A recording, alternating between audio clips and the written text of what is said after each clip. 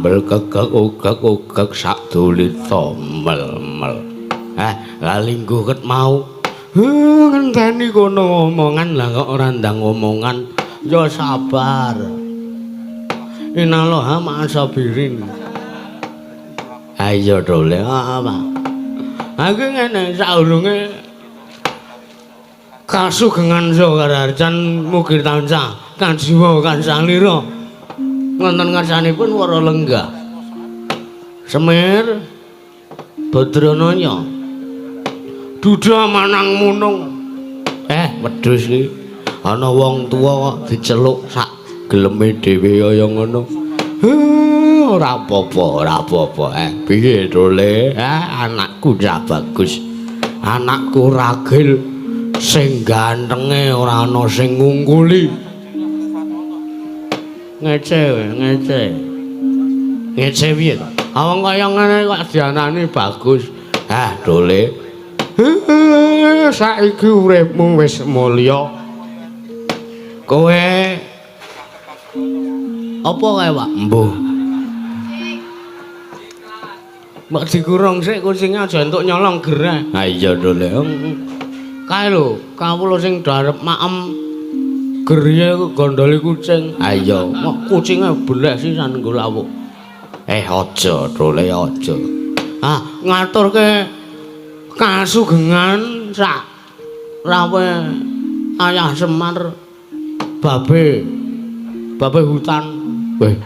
Babe hutan. Sarawe Bapak Semar ana ing pendopo pandukuan Prengapus kene, Pak. Iya, Dole. Slamet tekane Bapak. Ana ing pendopo. Wah. Mareng kowe dadi juragan gawe pendopo semene gedene. Ya mengemane kok pendopo separo asbes, separo gendeng iki kepiye? Ya kanang sementara ngene sike, Pak. Sesuk nek kanca-kancaku sing nang kutha iki do tak ajak bali. Kowe duwe kanca? Duwe, Pak. Sapa? Gandrung ngono kuwi. Suker. Pajar ning Pajar ora iso nek tak jak. Rene dina iki ora iso. Mergo bojone lara. Muga-muga ya ndang sehat. Pak. Ngaturke kasugengan rawuh kang gareng. Pamujimu gong slamet. Wis urip mulya. Wingi tak kira kowe mulih ki kowe ora nggawa apa-apa. Wah, jare sapa? Aku sing ndeslipan kartu ATM isine ya udakara 3 miliar. Mula njur tak cairke. Aku syukuran iki warga semene mbane tak lumpukke. Le. Ya pancen luhur tenan gegayuhanmu, Gong. Aku melu seneng, aku melu ayem. Ning atase aku ki gur nunut kamukten karo kowe. Aku ki mung kakangmu sing isane gur jagake karo kowe. Ya aku njuk ngapura ya, Le. Selawase aku sak suwene aku dadi kakangmu, sak suwene aku dadi dulurmu tuwa urung iso mbagyake kowe nganti kowe montang-manting balungmu tok banding kaya ngono nganti kowe dadi sukses kaya ngene. Aja muni ngono, Kang Gareng. Ya awet sedaya ki mergale kabeh. Nek sedaya ki ya jan kabeh. Ya sedaya ki kabeh ki mau ora liya aku iso ya nuwun sewu ya sak propinane iso ngrasake urip sing kaya ngene ki. Iso mentas saka kemiskinan ki merga ya saka dongane wong tuwa. Iya. Merga saka dongane bapak. Iya. Merga saka bapak le tansah nora kendhat nggone ndongake kelawan aku nalikane salat magrib tok. Ning ya alhamdulillah dayane tumrap uripe Bagong. Aku ki mesti eling kowe. Jroning kowe 17 taun lunga saka Karangkadempel ki. Aku ki sing tak ngen-ngen ki mung kepiye kahananmu ning tanah sebrang. Aku sing tak ngen-ngen ki mung kepiye kahananmu kowe urip ning Kutagara. Merga aku semelang kowe ning kono dadi bahan bulian meneh. Kowe ning kono gur dadi wong sing didak-idak. Ora, Pak. Tak critani ya lara-larae. Piye? Aku tekan kutha ki aku Ya bener ngendikane bapak aku dadi wong sing dielek-elek. Heeh. Aku dadi wong sing diidak-idak. Heeh. Ning suwijining dina udakara aku 3 dina ning kutha. Heeh. Aku nemu dompet, Pak. Weh, nemu dompet. Heeh. Tak delok ana KTP-ne. Jenenge Ngadina. Iya. Lah tak goleki alamate tak manani jebul wong sugih. Heeh. Ah terus dompet kuwi mau ana isine dhuwit kandel banget. Udakara ya 100 juta. Heeh. Lah tak balekke ning sing duwe, malah duwe 100 juta kuwi mau ora gelem dibalekke malah dikon ngepek aku. Ya terus tak nggo modal usaha. Kaya kaya nggon film. Ayo ngono kuwi. Kisah uripku nang kutha ngono kuwi, Pak. Aku mbalekke dompet ki malah aku arep dirabekke karo anake sing duwe dompet kuwi. Ning nuwun sewu, mergo aku ki setya bekti karo bojoku. Ha iya, aku setya bekti karo Dek Intan Pariwara. Ah ora nyang wonge kok. Oh ya Dik Tarni, heeh. Ya aku ya ora arep mendho saka Mangrenempa, mundur saka Geguntur. Nek jane ayu banget. Ha iya, di Sawang kuwi wis ketok enak banget. Ha iya, mending aku mau, Pak. Imanku ora setipis tisu. Heeh. Aku ora gampang kegodha mung mergo bondo donya derajat pangkat ki babar pisan ora. Heeh. Aku nampa dhuwit 100 juta, aku cilik-cilikan aku nuku pabrik. Pabrik apa? Pabrik kotang. Mbuh. Tenan Bapak, aku tuku pabrik Kotek kuwi terus aku ketemu karo direktorat pabrik sing jenenge Gandung Waloya. Aku kuwi. Heeh. Lah, saya ngreda pabrike tak tuku sing jeneng Gandung Waloya kuwi dadi manajerku. Ha iya. Lah aku dadi manajerku kinerjane apik. Dheweke dibantu karo kakane sing jenenge Parjo Suwarno. Parjo Suwarno, heeh. Ngono to Le. Lah sayang gede pemasukan pengeluaran ndelala kuwi iki ya kualitas ekspor. Saurunge tak cekel, sadurunge pabrik kuwi ning nyekel isih sing jeneng Gandung Waloya. Kuwi pemasukane iki repot. Nggon bagian marketing ki rada angel. Heeh. Lah bareng tak cekel, tak promosekke. Kuwi ngono. Aku gawe video iklan produke kuwi. Iya. Sing tak nggo modal ya wong wedok ayu. Ngono. Cara-carane brand Poseidon. Kuwi lah pokoke lah. Heeh. Kuwi pabrik kuwi. Ora aku gumun ngomong iklan ki kaya ngono apa ya dijijal barang to kok. Kan dijijal to, Tru. Iklane ya ngono kuwi kok. Kowe iki piye ora? Oh. Lah ekspor wis diekspor ning luar negeri, ndelala entuk pemasukan akeh. Tumuli aku milang-miling aku niliki kanan segara lor. Iya. Aku ketemu karo pengurus tambak sing jenenge Sukir. Petrel. Lho kok kenal sampean? Sukir ki dhisik karo aku kanca kenthel. Lho. Lah kok dadi pisah saiki wis ora srawung. Mergo kono ngrebut yangku. Mung mergo paitan FU kok. Terus yangku digondol. Ya sing sabar. Ha iya. Ya ora apa-apa, areng lakon kuwi nek arep nemu sing luwih apik mesti ana dalan sing ngrekoso. Ha iya, sak teruse. Ha ya kowe mau, aku tuku bibit iwak hiu. Oh, kuwi dilindungi apa? Ah tak tukoke sertifikat, ya wis dawa lah ceritane. Nek tak critake ra cukup sewengi. Ha iya, anane aku nglumpukke bapak, aku nglumpukke Gareng karo Petro. Karo kawula semene mbane ning padukan Pringapura do tak lumpukke iki sepisan iki do takon kembul bujana. Matur nuwun. Heeh. Bapak nek nang omah lak wing lawuh. Kuwi ming sego diwur-wuri uyah. Nang kene tak masake rendang. Bapak iki jare favorite rendang. Hah? Ayo, aku seneng banget mangan kendang to Le. Rendang. Wong tuwa plotroke ora. Rendang kok kendang ayo kuwi. Rasane iki asin-asin gurih. Heeh, lha kok engko dirahabe lha iki ngene, Pak. Piye to Le? Jane sak pungkure lelakon aku ya kuwi Bagong bangun kantor Senan. Mambengi kan lho, Pak. Heeh. Nggonku merantau ning kota, alhamdulillah wis sukses. Heeh. 17 tahun aku ninggal Karangkadempel. Lah iki aku tilik desa, aku menetap meneh ning kene. Heeh. Lah iki kahanan desaku Pringapus kene ora mung Pringapus, Karangkadempel munggah ning negara Ngamarta iki arep tak bangun. Dadi kuwi arep bangun desa. Heeh, Pak. Bangun desa ki ora kok wujud omah tingkat gedung apartemen ki ora aja bangun apartemen kok nak dongko dienggo jak-jakan galuh kok. Karo glondong kae wong ha iya. Ngejaki wong wedok-wedok malah guru bahaya. Ha iya, ora arep ngedeke apartemen aku, Pak. Ha iya lho, heeh.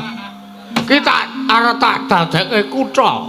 Weh ngono, Sawise tak dadekke kutha, morale para kawula padukuhan Karangkadempel mudune ning Pringapus, munggahe ning negara Ngamarta arep tak dandani kabeh. Gotong royong, golong gilik, kena kehidupane kaya ning kutha kena, ning nuwun sewu. Rasa andar benine iki ora entuk beda saka nalikane urip ning desa. Ngono. Dadi arepa suasana pedesaan iki rasane kaya urip ning kutha. Ning serawunge tanpa beda kaya urip ning desa. Ha iki pertama di dunia iki pelopore aku gawe kutha rasa desa iki ya aku iki. Weh ngono to Le, rencanane. Weh ngono.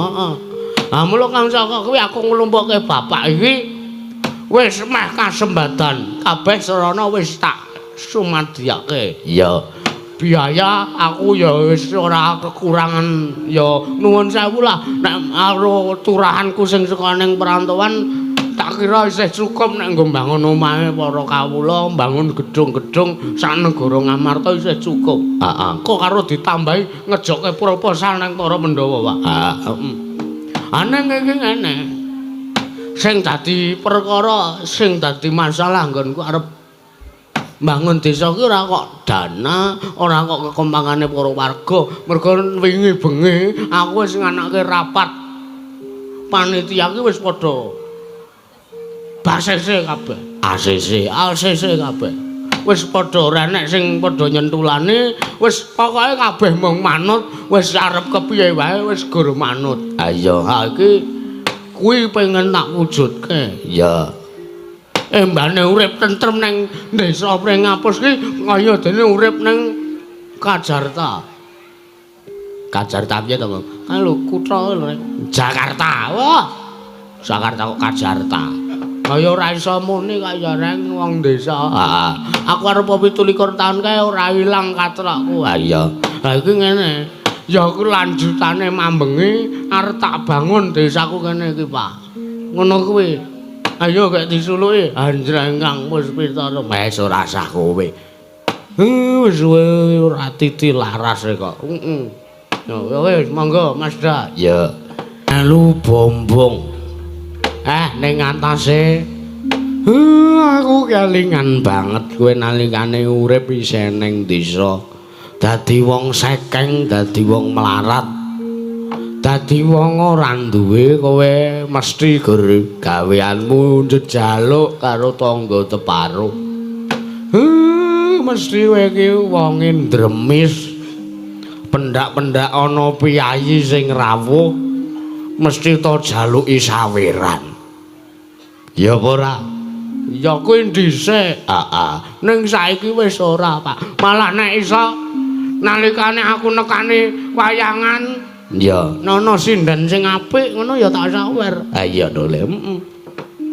Sing tuwa ora sah. Woi. Kok njur kaya ngono ora kena mbanjine mbanjiladan. Ora, Pak, ya ming guyon. Heeh. Aku ki sing jeneng Kowe ngerti tak kuwi wong tresna budaya. Heeh. Radio sing ngene ngomahke tak gawa ning kutha. Tak nggo nyetel luyon-luyon. Heeh, Dole. Heeh. Lah kuwi wah kuwi apik banget wong-wong kutha dong gumun. Lah iki apa iki apik banget ngene iki. Dirungok-rungokke akhire saiki nang kono wis tersebar luas. Ya, rekaman uyon-uyone Ansor Laras. Saiki nang kono wis do dirungokke karo para warga ing Kutagara ning tanah sabrang kono. Alhamdulillah aku melu bombong, aku melu seneng, Pak. Iya, Dole. Heeh. Lah iya, sak banjure piye? Wis ora aku ora arep komen apa-apa. Aku ora arep nyentulani apa-apa bab perkara gegayuhanmu lemu arep kepengin bangun desa nata negara kuwi mau. Sing baku aku mung arep ngelikke karo kowe ya Dole. Kowe sing jeneng wong duwe gegayuhan ngono. Pacobane pirang-pirang. Kowe ra ya eling. Jerone 17 taun kowe lunga saka Karang Kadempel kowe ning tanah sebrang. Kowe mesti lehmu arep ngentukke lehmu nyuknyes. Sukses kuwi mesti abot sanggane. Mergo nuwun sewu, sing jeneng wit mono saya dhuwur wite, saya gedhe angine. Nek bab perkara kuwi aku iso anu, Pak. Aku iso menanggulangi. Ha iya, mergo apa? Wong ki garane siji sabar, ikhlas, narima. Iya, aku tak nggo kuwi wejangane bapak nalikane 37 taun kepungkur.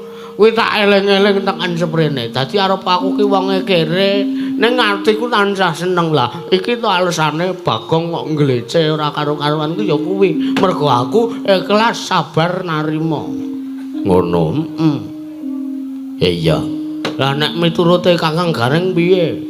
Umpama aku arep bangun desa, kira-kira sampean arep mbantu dana apa ora? Weh, dana apa le? Aku ki wong ora duwe kok. Aku mangan nunut kowe lho.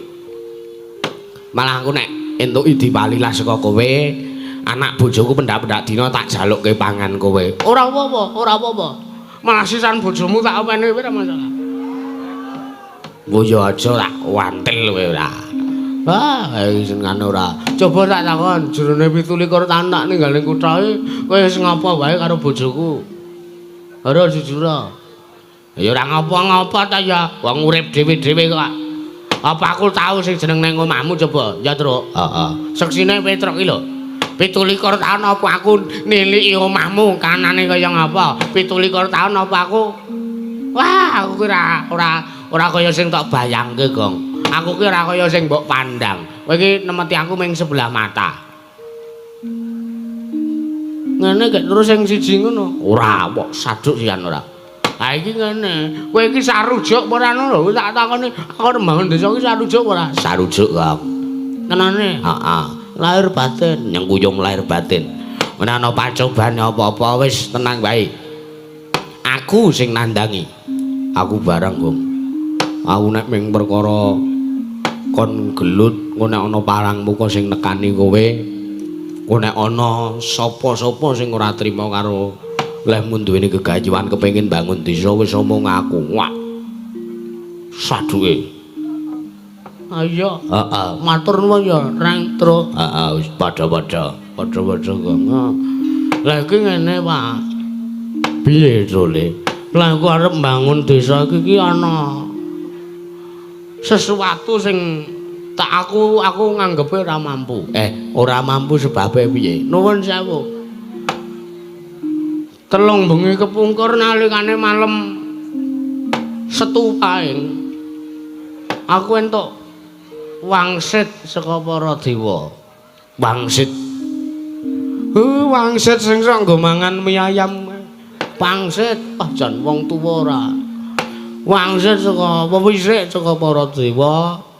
Bagong lahmu mbangun desa iki mengko iso kasembadan lan iso apik, iso ayem, iso awet karukunane waton tok tumbali ya kuwi nganggo wujude Plemer Ranggajiwa lan Jambu Dipa Nirmala.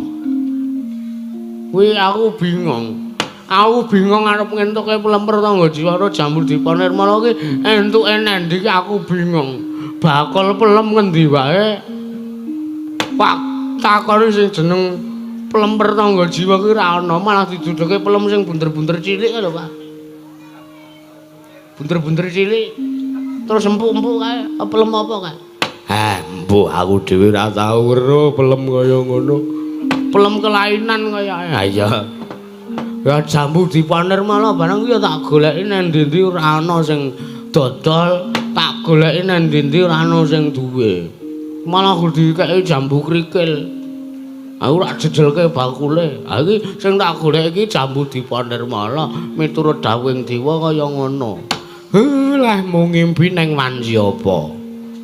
Mbok aku gregah tang iki adan subuh. Kadoro dasih utawa puspa tajem. Ya apik. Kuwi ateges pancen dawuhe dewa nyata.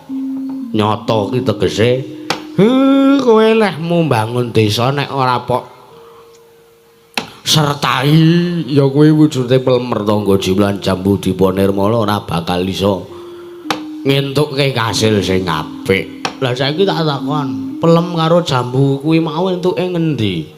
Ha iki ngene kowe tak jarwani. Jarwan to apa jarwani? Jarwani. Plemer Ranggajiwa lan Jambu Dipa Nirmala kuwi mapane ora ning donya. Lho. Ana ngendi? Ning neraka? Ora. Kuwi mapane ning kayangan. Kuwi lho. Apa meneh kuwi? Kayangan kuwi papane para dewa. Oh ya ngerti aku. Surabaya to? Suralaya.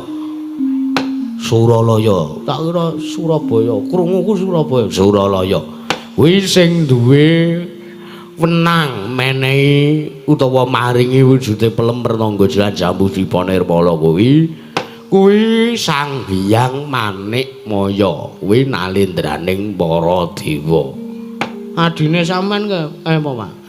Kae dhisik ajiku, aku dhisik kakangne Manikmaya kuwi ning dhisik. Aku seduluran karo Manikmaya ning dhisik to Le. Ngene ya Pak. Sing jeneng seduluran kuwi selawase urip ora bakal iso dipisahke. Ngono. Waton isih kelingan jenenge isih kelingan nuwun sewu pasuryane arepa wis suwe banget ora ketemu kuwi isih iso dianggap sedulur Pak. Isih kenal ngono lah intine arepa isih kenal nadan to ora tau ketemu ning nek isih kenal kuwi isih dianggap seduluran. Ayo ning embuh Manikmaya isih nganggep aku dulure tuwa apa ora. Ha iki ngene, aku gandeng ya wis ngerti kisahe bapak soal kuwi-kuwi kabeh. Lah aku ngene, aku malah njaluk karo bapak. Gandeng pukulan Manikmaya kuwi adine bapak. Aku arep njaluk karo bapak, njaluk tulung lah Pak, njaluk tulung. Bapak munggah ning kayangan jalukna karo Iwang Pikulan Manikmaya wujude Plemer Ranggajiwa karo Jambu Dipa Nirmala kuwi. Lah nek ngono repot. Repot piye to, Pak? Aku wis janji, aku wis sumpah karo awakku dhewe nek aku ora arep tilik kayangan nambuk mung telung kedheping maninggal paribasane. Coba piye nek ngono kuwi? Duh piye ya? Repot e. Masa pisan wae ora entuk Pak, ora. Mergo wis aku sumpah aku wis janji karo awakku dhewe nek aku kalamun aku ora bakal teko ning kayangan. Piye iki? Gareng digo pamrayoga ora? Anu wae nek miturut aku kowe sing munggah dhewe ning kayangan. Piye? Ayo, ning sing nanggon cincian ndasmu reng lho. Konjur kaya ngono. Aku ki iki ngerti aku ki wong rekoso. Aku nek kon laku prihatin ngono kuwi ora mampu kok. Coba piye? Anu bae. Piye, Tru? Pukulan Manikmaya dirawuhke rene. Bapak ki iso ngrawuhke pukulan Manikmaya lho, Kang. Apa? Heeh. Wis matur karo bapak. Ha iki ya ngono wae apa piye, Pak? Ya nek kowe njaluk karo aku takon nekake Manikmaya tekan kene ya tak cobane sithik kira-kira kono gelem apa ora Drole. Coba wae, Pak. Pakaiane rapi kaya ngono. Engko gek-gek mindring wudu. Ya iki sing to karepke rawuh mrene. Sapa? Manikmaya adikku iki ya iki Bathara Guru iki ya iki. Weh lah kok malah piye to? Liyane tangane loro kok iki tangane papat. Lah ya wis kaya ngono kuwi. Wis ora sah neka-neka gedhe walate lho iki. Manikmaya. Aja kaget ya kowe ingkang tak aturi rawuh ning padukuhan mring apus kene Manikmaya. Ilahi. Sekaring bawana langgeng. Kok malah janturan to, Pak? Wis menengo wae. Wis sebutane dewa ngono kuwi. Inggih Kakang Ismaya. Damel kaget penggalih kula Kakang teka paduka Kakang Semar Badranaya. Angawi ingkang rayipun Manikmaya lumantar aji pameling supados tumedhak wonten padukuhaning pring apus Kakang. Ha iya. Eneng apa? Kewalik. Mesti kaget kowe tak awe mrene. Inggih Kakang wonten maring dawuh menapa? Toko paduka Kakang Semar ngaturi ingkang rayi Kakang. Ha iki ngene, Dole. Manikmaya adhiku. Anane aku nglarapke karo rawuhmu ning padukuhan mring apus iki. Aku mung nuruti karo penangise anakku Lenang Bagong. Inggih. Nggone adreng duweni gegayuhan lan kekarepan. Ya kowe kepengin bangun desa. Kamangka miturut aturi anakku Bagong, nggone bangun desa bakal bisa kasembatan waton nggunakake syarat srana. Ya kuwi wujude plemer tangga jiwa lan jambu dipa nirmala. Mongko syarat srana kuwi Bagong lentuk dawuh ya saka para Jawata. Manikmaya, piye? Mungguhmu kepiye nek umpama aku njalukke karo kowe ora ketang mung secuwil wae. Wujude plemer tangga jiwa lan jambu dipa nirmala karo kowe kepiye Manikmaya? Paring dawuh bilih pun Panakawan Bagong nedya mbangun desa kamangka ginaken syarat srana. Inggih menika pun plemer tangga jiwa kaliyan jambu dipa nirmala. Kakang Ismaya kula nedya nyuwun priksa. Kowe arep takon apa? Jawata ingkang maring sasmita kaliyan pun Panakawan Bagong menika kala wau sinten? Sapa Dole? Mbah. Wong gur swara tok dumeling tanpa wujud ning kupingku, Pak. Ha kuwi aturi anakku Bagong kaya mangkono. Kepiye miturutmu kepiye? Kakang Semar. Piye? Menawi miturut kula aturipun Bagong menika kula wau namung ngayawara. Jenyatanipun piyambakipun boten saged nemtokaken, boten saged mangertosi sinten Jawata ingkang maring dawuh kaliyan pun Panakawan Bagong. Malah sakmangke Panakawan Bagong nandhang kalepatan.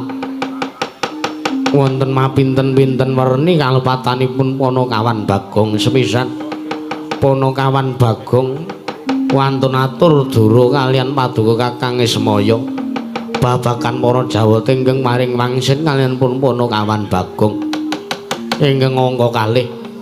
Panakawan Bagong lepat awit lepatipun Bagong inggih menika wantun nyuwun wujudipun plemer tangga jiwa kaliyan jambu dipa nirmala. Kamangka pelem pertangga jiwa kaliyan jambu dipa nirmala menika daharanipun para Jawata. Menika mboten saben-saben titah saged ndahar wujudipun plemer tangga jiwa. Kamangka kula nuwun sewu Bagong menika namung derajating ngaceplik. Bagong menika namung derajating batur, namung derajating Panakawan. Teka cumalana nedya nyuwun wujudipun plemer tangga jiwa kaliyan jambu dipa nirmala. Maing sakmangke kula pesthekaken Kakang. Gara-gara ingkang tumandu wonten ing kayewangan wekdal dinten sapunika menika dipun sababaken awit Panakawan Bagong ingkang gadhahi gegayuhan ingkang nglangkungi dhumateng kabisanipun. Malah kula pesthekaken gandeng kalepatanipun Ponokawan Bagong kathah sanget tumraping kayuwangan. Wekdal punika ugi Ponokawan Bagong kula suwun nedya kula boyong tening kayuwangan Suralaya nedya kula pidana kula cemplungaken tening kamah Candra Dimuka Kakang.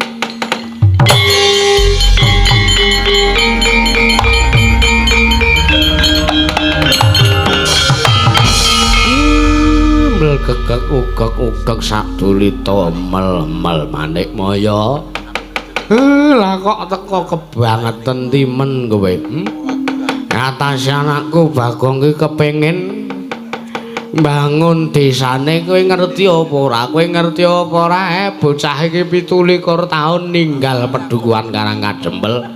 Golek mukti, golek kamukten. Bareng saiki wis mulya uripe dheweke tilik kahanan desa arep ndandani kahanan desane lah kok mung arep njaluk pelem siji wae ora sah siji secuwil wae syukur kepara mung peloke kuwi wis ndayani tumrap apa kang dadi kekayuane Bagong lah kok kowe dadi kaya ngono isin dirungokke piyai semene mbane isin dirungokke kawula semene akeh teko kowe padha karone kaya ngono kuwi wis ora nganggep sedulur karo Semar Badranaya ning ora apa-apa miturut kuwi kok ora apa-apa ning aku ngrungokke aturmu sing keri dhewe kowe dawuh nek Bagong luput malah arep tok boyong ning kayangan mongko arep tok pidana to cemplungke kamah Candra Dimuka ki lah kok aku semedhot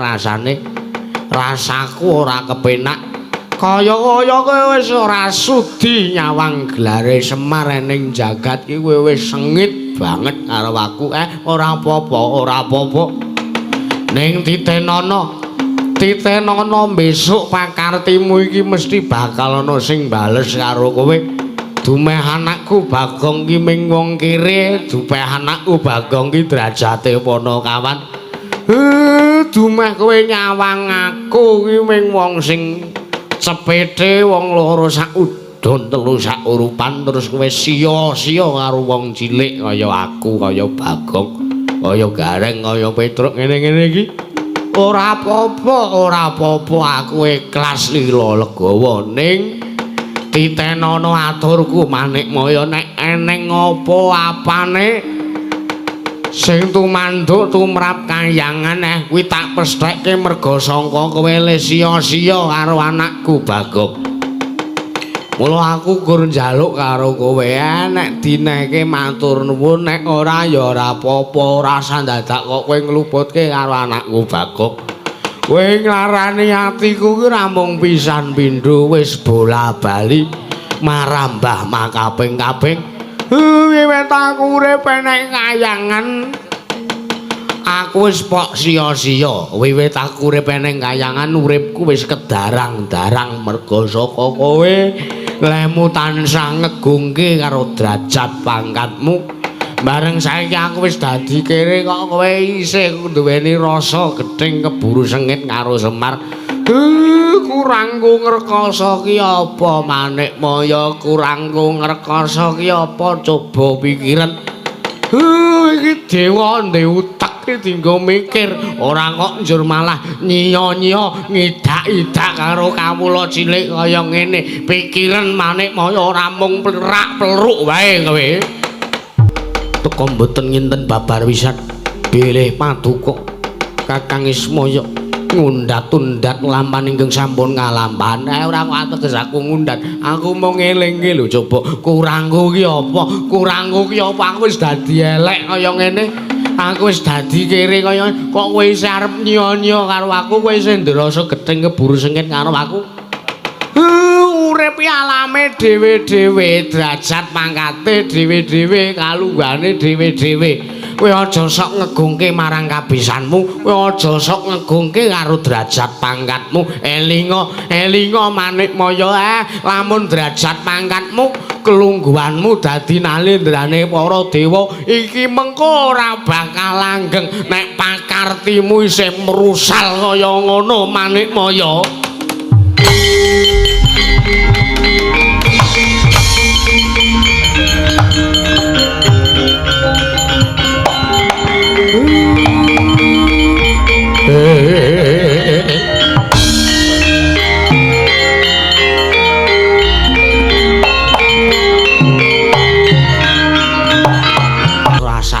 pikir.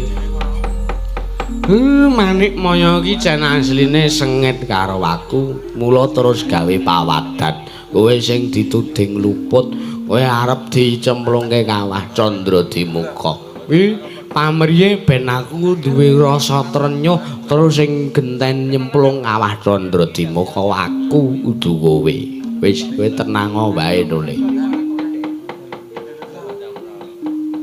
Tak kusangka Bathara Guru kaya ngono. Ha ya ora apa-apa, ket dhisik tekan seprene ya urung malih Pak Kartini.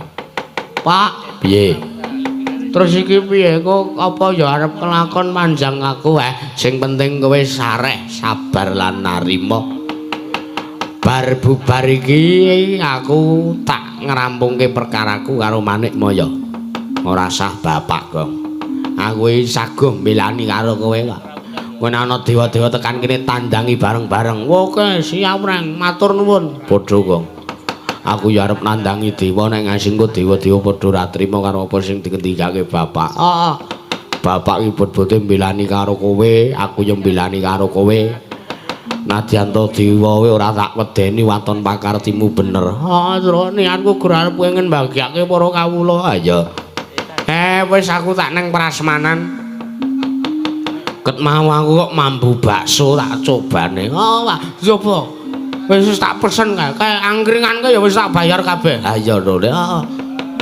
Wis kono gak dur dirahapi, gareng aja sing akeh le madang awake iki men rada lemu. Heeh. Wong tangan cilik ngono. Heeh.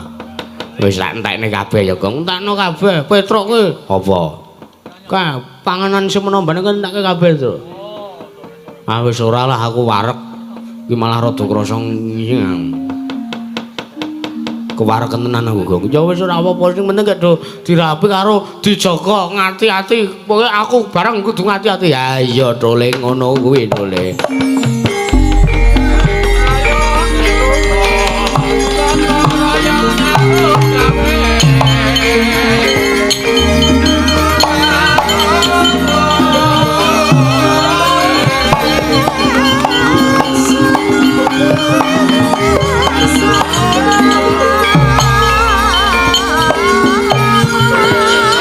Ayo padang. Ayo.